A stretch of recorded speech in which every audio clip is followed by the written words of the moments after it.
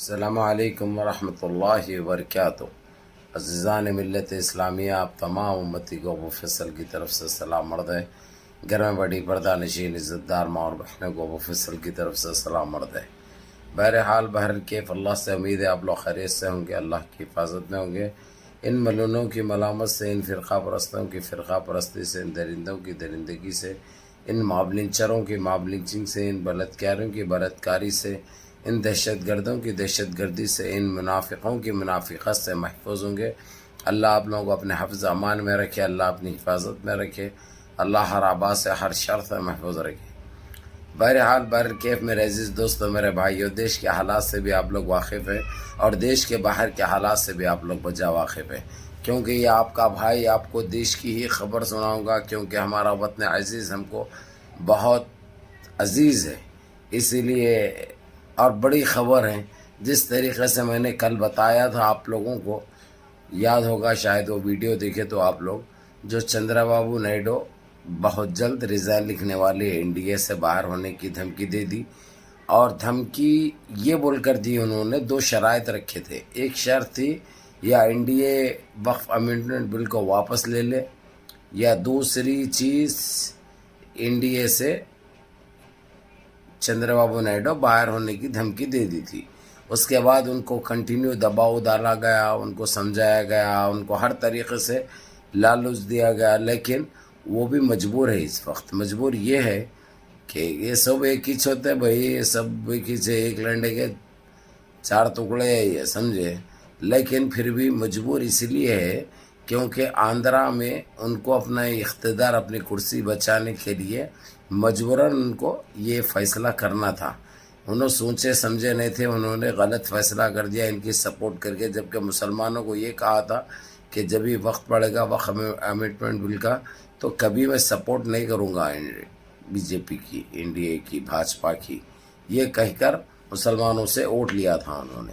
اس لیے مسلمان ناراض ہو کر وہاں پر 3 دن تو سرکاری چھٹی کی وجہ سے بند بنائے، سارے کمپنیز، سارے کاروبار پورے ٹھپ پڑے رہے۔ اس کے بعد بڑے بڑے پروٹیسٹ کیے گئے، جس سے پریشان ہو کر بکھلاہٹ کا شکار ہوئے۔ حالانکہ پہلگام میں آتنکی حملہ ہوا، اس کے بعد ہندوستان پاکستان کی جنگ ہوئی، وہ 3 دن جو ہے سو وہ کہانی چلی، وہ پکچر چلی۔ اب وہ پکچر ختم جیسے ہی ہوتے ہی راہل گاندھی بھی خاموشی اختیار کی کہ اب جو کرنا ہے سو کرنے دو چندرا بابو نائیڈو کو بول کے۔ تو نریندر مودی نے آج کل تک کا ٹائم مانگا، کس سے؟ چندرا بابو نائیڈو سے، حتمی فیصلہ کرنے کے لیے۔ اب فیصلہ کیا کرنا ہے ان کو خود معلوم ہے۔ اگرچہ ان کو اقتدار پہ رہنا ہے تو یہ بل کو، امینڈمنٹ بل کو کینسل کرنا ہے، وقف کا یہ بل کو واپس لینا ہے۔ ان کے پاس دوسرا کوئی راستہ، کوئی چارہ نہیں ہے، کوئی چارہ نہیں ہے دور دور تک۔ تو انہوں جو ضلالت ہمارے سکھ برادر کے لیے جو بل لے کے آئے تھے، کالا قانون، ان کے لیے جو مجبوراً واپس لینا پڑا، یہ ویسے ہی واپس لے رہے ہیں۔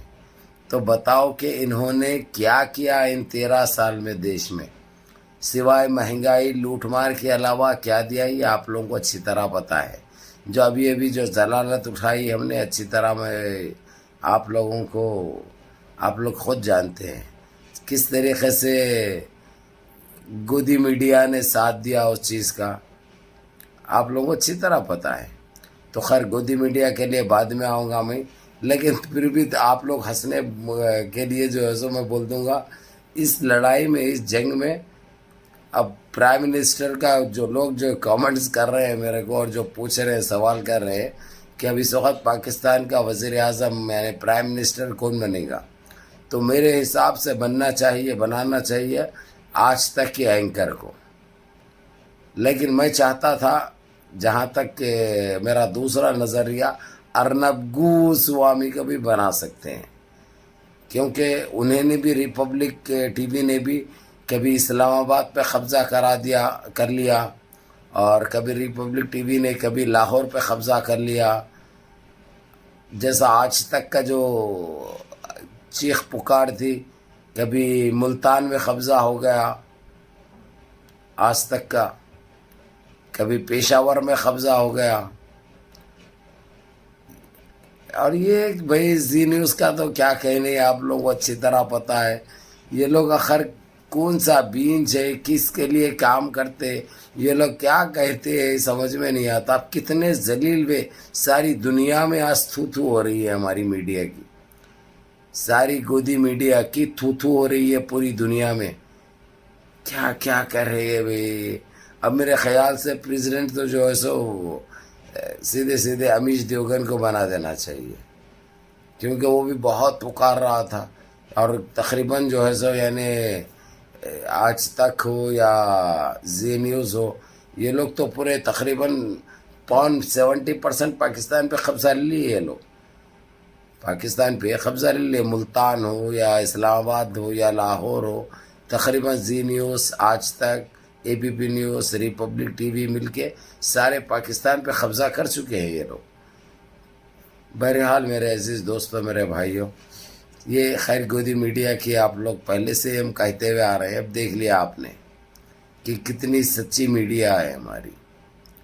نسل حرام، جبکہ ان کا کام ہے جو ہمارے ویر جوان، ہمارے بہادر جوان، ہمارے آرمی کے کس طریقے سے بہادری دکھائی، دلیری دکھائی اور کھس کر مارا پاکستان کو، جیسا صوفیہ قریشی ہے، کس طریقے سے کارنامہ انجام دیا جو قابل تحسین ہے، قابل فخر ہے.